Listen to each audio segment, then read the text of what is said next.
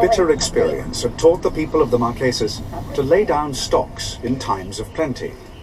For years in a row, rains can fail. In others, it pours incessantly for months.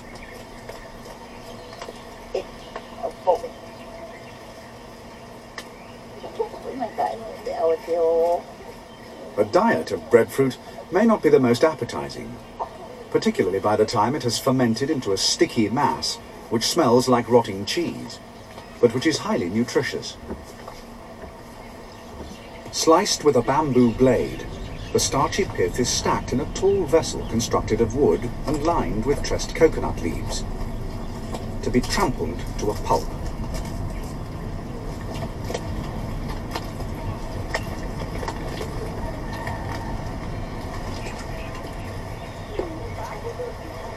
This barefoot task was considered an honor, and was traditionally performed by a circumcised young man who should not only have the tattoo marks of manhood, but who should have abstained from making love during the period of the breadfruit harvest. Around his loins, he wore a ceremonial wrap of bark cloth, dyed with the yellow pigment of the nono tree.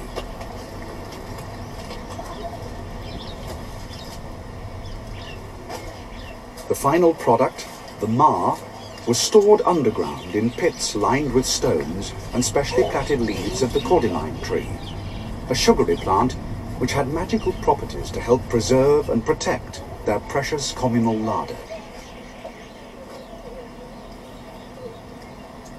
Here, beneath the forest floor, the breadfruit harvest could lie for months, sometimes years, a stockpile against failure of their crops.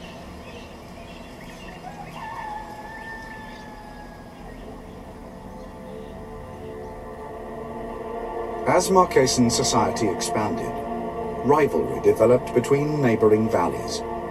Each tribe constructed elaborate ceremonial meeting places, paved areas they called tohua, with vast communal pits of fermented breadfruit for times of famine.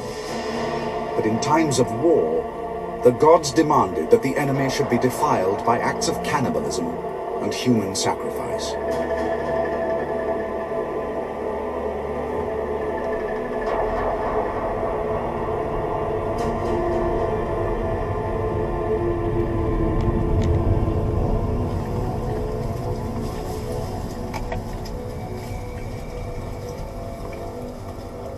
Pigs were precious. Brought on voyaging canoes by the island's founding ancestors, they became highly esteemed as wealth and given the protection of tribal law. Only chiefs could eat their flesh. To commoners and all women, they were taboo. The word taboo is Polynesian. It is a powerful force imposed on property and places, from a single breadfruit tree to an entire mountain. It means sacred and implies keep off. It threatens retribution to all who disobey. The thief who raids this breadfruit tree risks painful death in the jaws of a shark.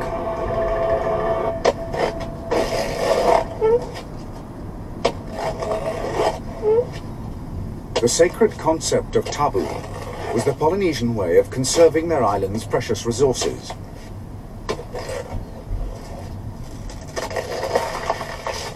The fe'i banana tree only fruits once in its life.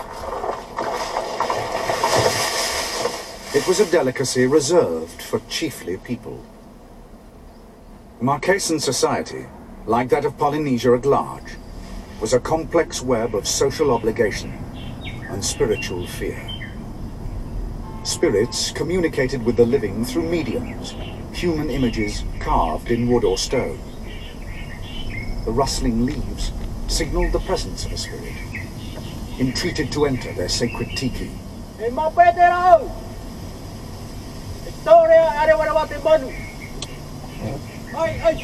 Offerings of fish and fruit presented to the spirit would ensure good fortune. Of all nature's totems, the most potent were red feathers.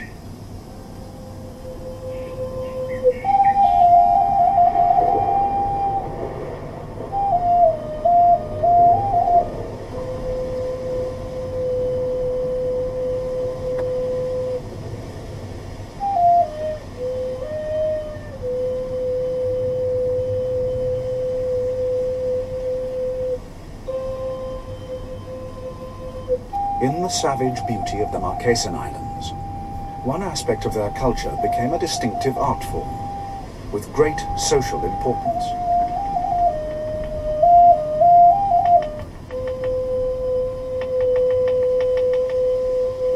The word tattoo is Polynesian. Over many centuries, they perfected the skill of decorating the body with intricate designs. Traditionally, the tools were made from the teeth of dogs or boars, and the pigment from the soot of burnt candle nuts. The tattoo artist, the Taua Patutiki, the expert beater of images, had great prestige. He was paid in pigs and pearl, for it was a sign of manly affluence to afford such skin-deep beauty and to endure such pain.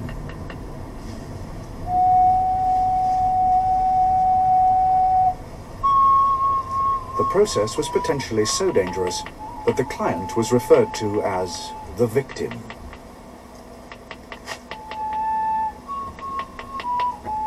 Men would respect his bravery. Women would admire his body.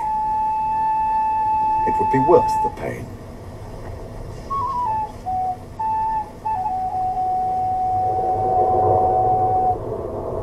For Polynesians, gods and spirits shared the same earthly world as people. Through their tikis, they made contact with their ancestors, to whom they offered sacrifices, often of human life.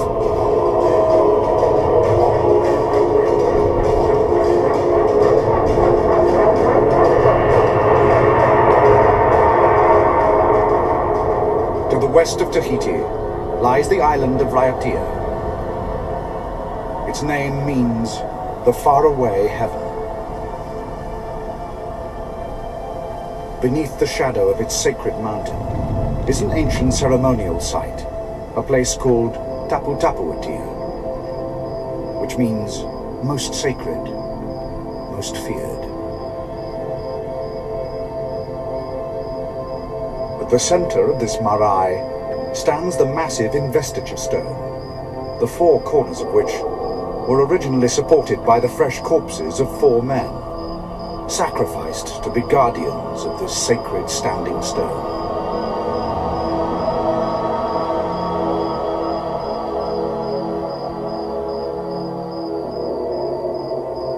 It was to Tapu Tapuatea, just before daybreak, that the chiefs and nobility of all the other islands came in their canoes, to be greeted by the high priest and powerful chiefs of Raiatea.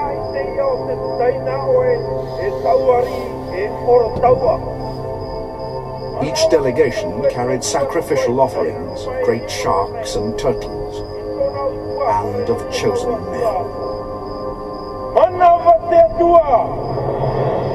At sunrise, Raiatea, the faraway heaven, was bathed in blood.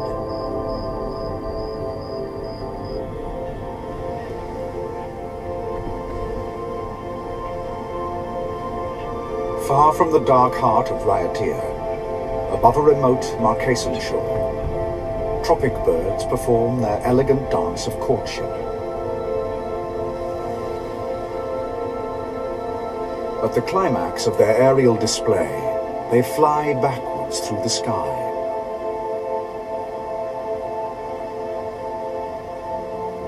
Ever since Polynesian voyagers came to these remote islands, the vision of the tropic bird dancing in the sky was a sign that they had arrived at their new homeland.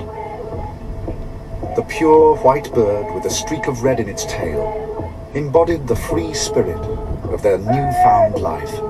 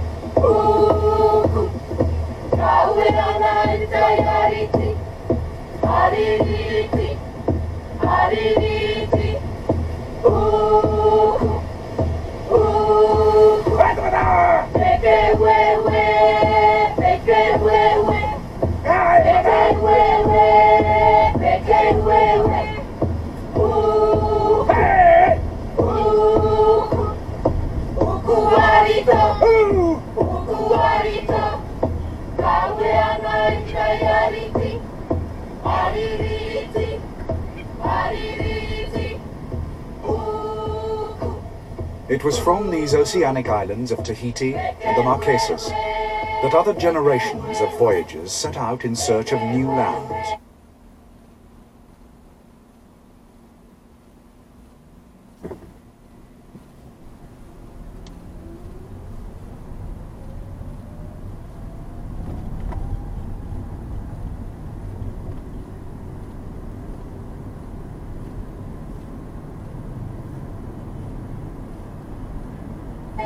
Hawaii to the north, Easter Island to the east, and New Zealand to the far southwest, the distant corners of the Polynesian Triangle.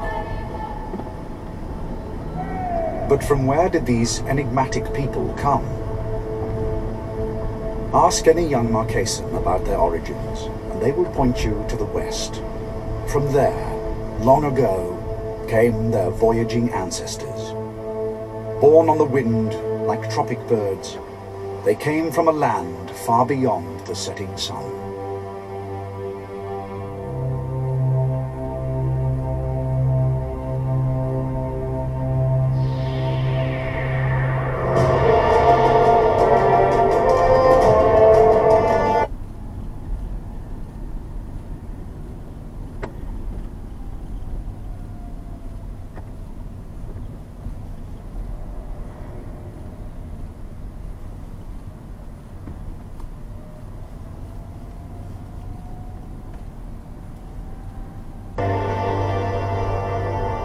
The Polynesian Triangle is like an ancient spearhead thrust across the great Pacific Ocean.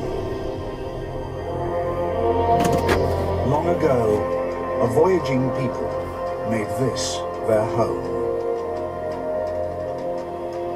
The story of the Polynesians is an epic natural history. Man and nature, each shaping the destiny of the other.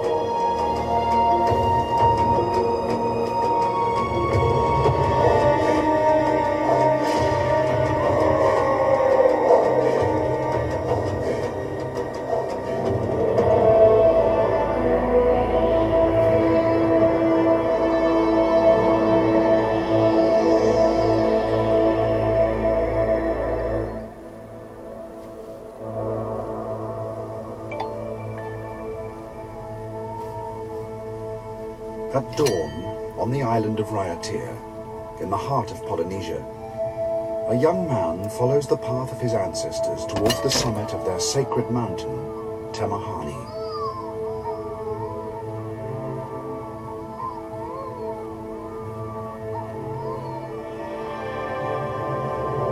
On the ridge top, 5-petaled flowers, shaped like hands, await the first rays of dawn.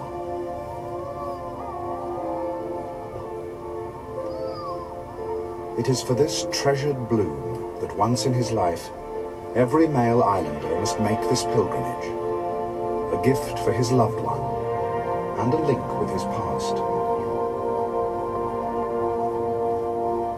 For all Polynesians, the sunrise points to the future, the sunset to their origins.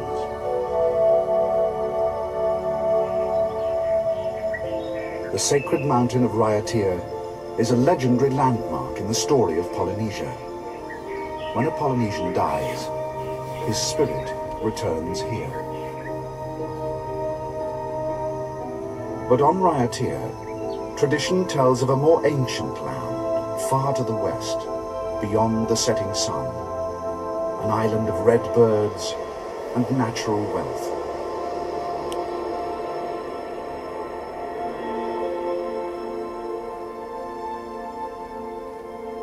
The islands of Polynesia are cast across the tropical Pacific like a galaxy of stars. Tahiti and Raiatea are at the very center of this vast island world.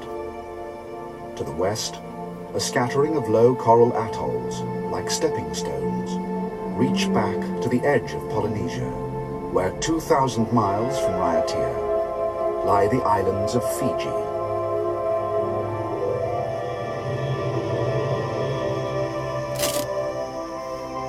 It is here, in the Western Pacific, that we discover the roots of a unique culture and the origins of a natural history that has spread across the entire ocean. Poised between Asia and Australia to the west, and the open ocean to the east, Fiji is at the very crossroads of the Pacific.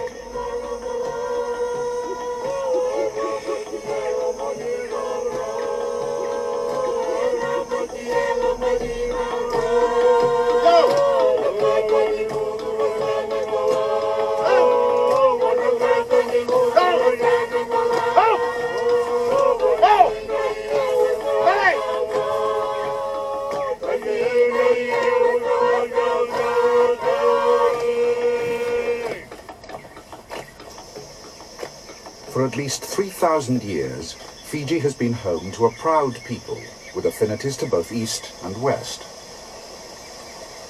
There are also strong links in both directions in the natural history of these islands. The ancient forests of Fiji resemble those of the islands of Southeast Asia, but they also have much in common with Tahiti and other high islands of Polynesia to the east.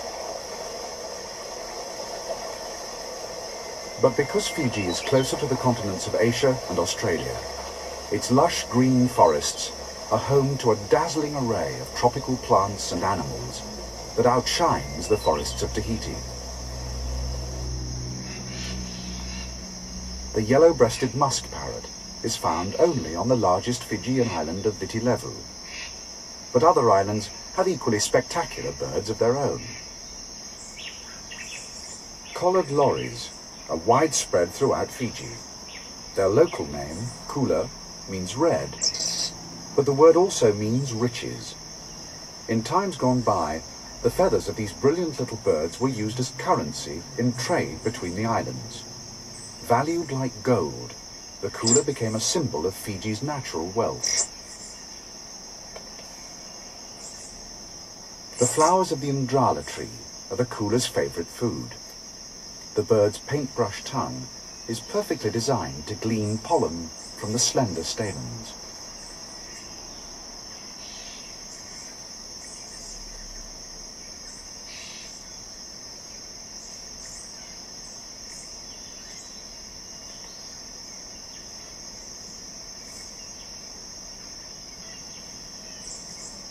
Both kula and Indrala tree have their origins in rainforests more than 2,000 miles to the west. Here, in Fiji, with little competition, they have flourished.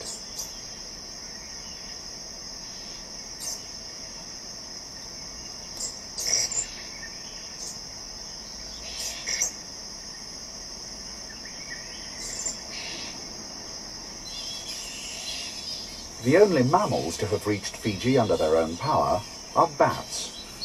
Shielding their eyes from sunlight, these flying foxes spend the heat of the day literally hanging out in communal roosts.